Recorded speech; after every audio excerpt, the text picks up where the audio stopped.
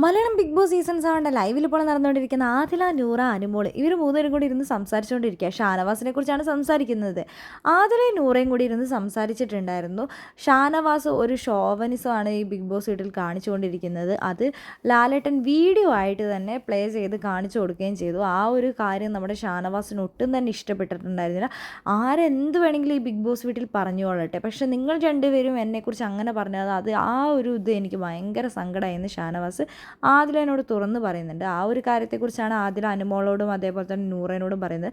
പുള്ളിക്കാരൻ അത് ഭയങ്കര സങ്കടമായെന്ന് പറയുന്നുണ്ട്. പുള്ളിക്കാരൻ്റെ വിചാരം എന്താ? പുള്ളിക്കാരൻ ഇവിടെ വന്നിരിക്കുന്നത് പെങ്ങളൂട്ടി കളിക്കാനാണോ, അല്ലെങ്കിൽ എൻ്റെ ആങ്ങളെ ആയിക്കൊണ്ടിരിക്കാനാണോ? ലാലേട്ടൻ അത് തന്നെയാണ് ചോദിച്ചത്. ഞാൻ ഈ ബിഗ് ബോസ് വീട്ടിൽ വന്നിരിക്കുന്നത് ഇനി ഗെയിം കളിക്കാൻ തന്നെയാണ്. മരം പോലെ ഇരുന്ന് ഒരു മാങ്ങയും എന്നെ എഫക്റ്റ് ചെയ്യാനും പോകുന്നില്ല. ലാലേട്ടൻ പറഞ്ഞതാണ്, പെങ്ങളൂട്ടി കാർഡ് ഇറക്കാൻ വേണ്ടിയിട്ടല്ല ഇവിടെ വന്നിരിക്കുന്നത്, നിങ്ങൾ ഓരോരുത്തരും ഗെയിം കളിക്കാനാണ്. അത് ഞാൻ എന്താണെങ്കിലും ലാലേട്ടൻ പറഞ്ഞ കാര്യം എടുത്തിട്ട് തന്നെയായിരിക്കും ഞാൻ ഈ ഗെയിം കളിക്കാൻ പോകുന്നത്. ഇനിയിപ്പോൾ നമുക്ക് പുറത്ത് പോസിറ്റീവോ നെഗറ്റീവോ എന്ത് തന്നെ ആയിക്കോളട്ടെ, നമ്മളതൊന്നും ചിന്തിച്ചിട്ടല്ല ഇവിടെ ഓരോ കാര്യങ്ങൾ പറയുന്നതും പ്രവർത്തിക്കുന്നത്. അപ്പോൾ അനുമോൾ പറയേണ്ടത് അത് ശരി തന്നെയാണ്, ഞാനിവിടെ എനിക്ക് പറയാനുള്ള എല്ലാ കാര്യങ്ങളും ഞാൻ തുറന്ന് പറയാറുണ്ട് എന്ന് പറയുന്നുണ്ട്.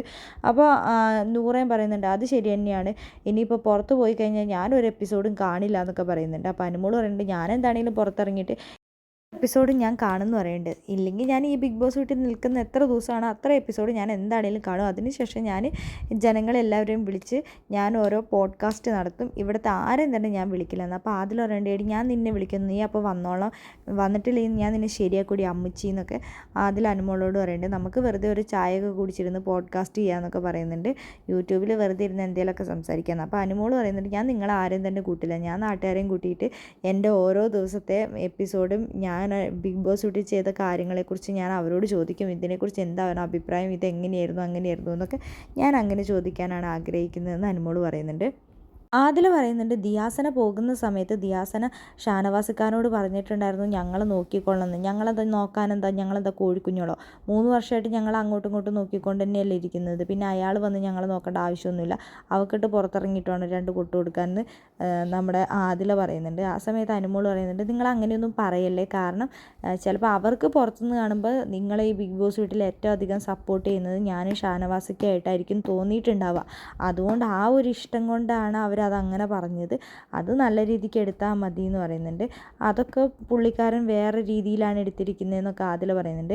അപ്പോൾ അനുമോൾ പറയുന്നുണ്ട് പുള്ളിക്കാരൻ്റെ സ്വഭാവം എന്താണെന്ന് എനിക്ക് നന്നായി മനസ്സിലായത്, അത് അന്ന് മനസ്സിലായിട്ടുണ്ടായിരുന്നു. ഇവിടെ എനിക്ക് വേണ്ടിയിട്ട് ഞാൻ അന്ന് ആരിൻ്റെ ആ ഒരു പ്രശ്നത്തിൽ ഇടപെടാൻ വേണ്ടി വിളിച്ചു കഴിഞ്ഞപ്പോൾ പുള്ളിക്കാരനെയും അക്ബറിനെയും കൂടെ കൺസെഷൻ റൂമിലേക്ക് ബിഗ് ബോസ് വിളിച്ച് അവിടെ ഇരുത്തി നല്ല ചീത്തയും നല്ല ഉപദേശമൊക്കെ കൊടുത്തു. പുള്ളിക്കാരനോട് ഞാൻ എന്തിനാണ് നിങ്ങളെ കൺസെഷൻ റൂമിലോട്ട് വിളിച്ചതെന്ന് ചോദിക്കാത്തതിൻ്റെ പരിഭവമായിരുന്നില്ല ഇത്രയും നാൾ എൻ്റെ നേർക്ക് കാണിച്ചുകൊണ്ടിരുന്നതെന്ന് അനുമോൾ പറയുന്നുണ്ട്. അതുകൊണ്ട് തന്നെ പുള്ളിക്കാരനെ ഞാൻ നന്നായി മനസ്സിലാക്കി എന്ന് പറയുന്നുണ്ട്. അപ്പോൾ നമ്മുടെ നൂറ പറയുന്നുണ്ട് ലാലേട്ടൻ എന്തിനായിരിക്കും നമ്മൾ 3 പേരെയും കൂടെ അങ്ങനെ പറഞ്ഞിട്ടുള്ളത്, നമ്മൾ 3 പേര് ഒരുമിച്ചാണോ ഇനി ഗെയിം കളിക്കുന്നത്, നമ്മൾ 3 പേരും ഇവിടെ എല്ലാത്തിലും ഒരുമിച്ചാന്ന് പറഞ്ഞത്.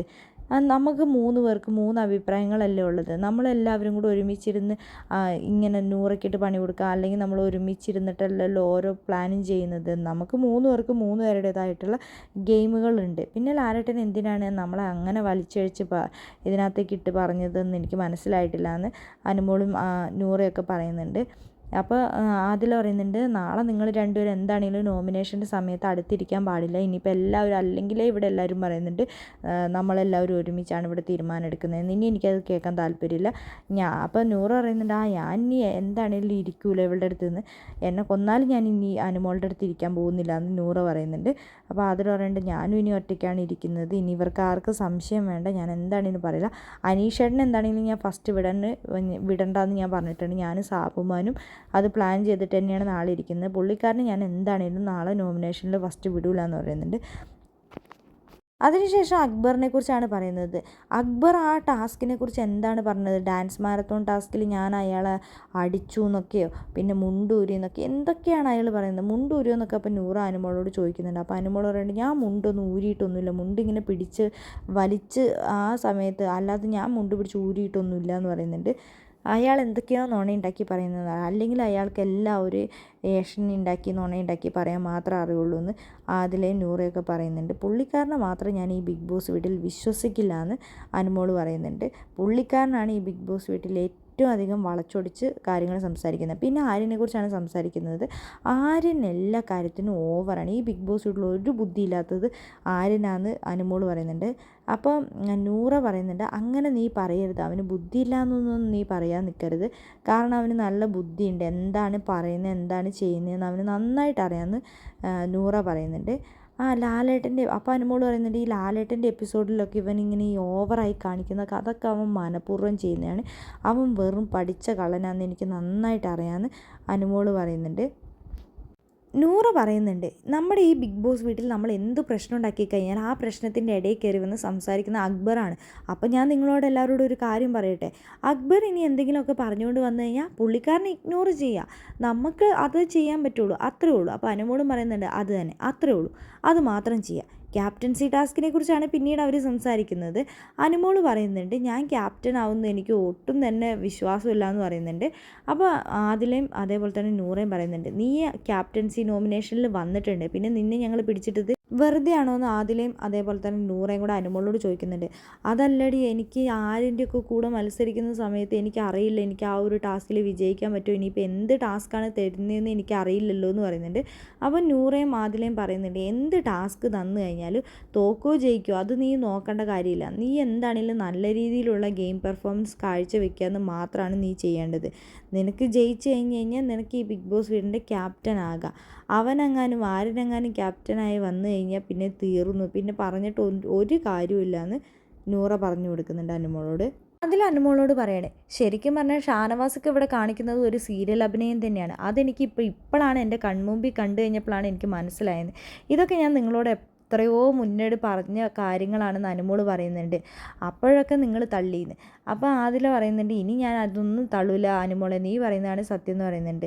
എല്ലാത്തിനും ഒരു ലിമിറ്റ് വേണമെന്ന് അനുമോൾ പറയുന്നുണ്ട്. പല പ്രാവശ്യം ഞാൻ നിങ്ങളോട് ആ ഒരു കാര്യത്തെക്കുറിച്ച് പറഞ്ഞിട്ടുണ്ട്, കണ്ണും കൊണ്ട് ഞാൻ കാണിച്ചിട്ടുണ്ട്. അപ്പോഴൊന്നും നിങ്ങൾ ഞാൻ പറയുന്നത് കേൾക്കുകയോ വിശ്വസിക്കുകയോ ഞാൻ പറയുന്നത് അംഗീകരിക്കാൻ തയ്യാറാവുകയോ ഒന്നും നിങ്ങൾ ചെയ്തിട്ടുണ്ടായിരുന്നില്ല. അപ്പോൾ നൂറ പറയുന്നുണ്ട്, എല്ലാത്തിനും അതിൻ്റെ ഒരു സമയമുണ്ടല്ലോ അനുമോളെ, അതുകൊണ്ടാണല്ലോ അപ്പോഴാണല്ലോ നമുക്ക് ഇതൊക്കെ മനസ്സിലാക്കാൻ പറ്റുള്ളൂ എന്ന് നൂറ അനുമോളോട് പറയണം. ആ സമയത്ത് അനുമോൾ പറയുന്നുണ്ട്, എന്തൊക്കെയാണെങ്കിൽ എന്താ, നാളെ 70-ാം ദിവസം ആവാൻ പോവുക, പ്രേക്ഷകരോടാണ് നിങ്ങൾ ഇതിന് നന്ദി പറയേണ്ടത്.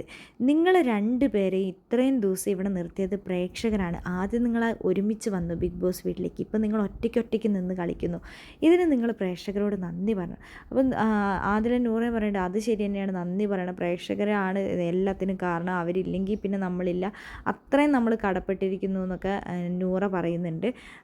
ഇതൊക്കെ കാണുമ്പോൾ നിങ്ങളുടെ ഫാമിലിയിലുള്ളവർക്കൊക്കെ സന്തോഷമാവുന്നുണ്ട് എന്ന് അനുമോൾ പറയുന്നുണ്ട്. അത് തന്നെയാണ് ഞങ്ങളുടെ ഒരു ആഗ്രഹം, ഫാമിലി വരണം എന്നായിരുന്നു, അവരുടെ കൂടെ പുറത്ത് പോകണമെന്നോ അവരെ പുറത്ത് കൊണ്ടുപോകണമെന്നൊക്കെ ഞങ്ങൾക്ക് അതിയായ ആഗ്രഹമുണ്ട്. എന്താണെങ്കിലും അവരിത് കാണുന്നുണ്ടാവുമെന്ന് അനുമോൾ പറയുന്നുണ്ട്. അത് തന്നെ നിങ്ങളുടെ ജീവിത അംഗീകാരമാണെന്ന് അനുമോൾ പറയുന്നുണ്ട്. അപ്പോൾ അതിൽ പറയുന്നുണ്ട്, എന്താണെങ്കിലും ഇവിടെ വന്ന കുറേ ഫാമിലീസ് ഞങ്ങളെക്കുറിച്ച് അങ്ങനെ പറഞ്ഞപ്പോൾ ഞങ്ങൾക്ക് ഭയങ്കര സന്തോഷമായി, അവർ ഞങ്ങൾ അംഗീകരിക്കുന്നുണ്ടെന്ന് കാണുമ്പോൾ ആ ഒരു സന്തോഷം എന്ന് പറഞ്ഞാൽ അത് പറഞ്ഞറിയിക്കാൻ പറ്റാത്ത അത്രയുണ്ടെന്ന് ആദില പറയുന്നുണ്ട്.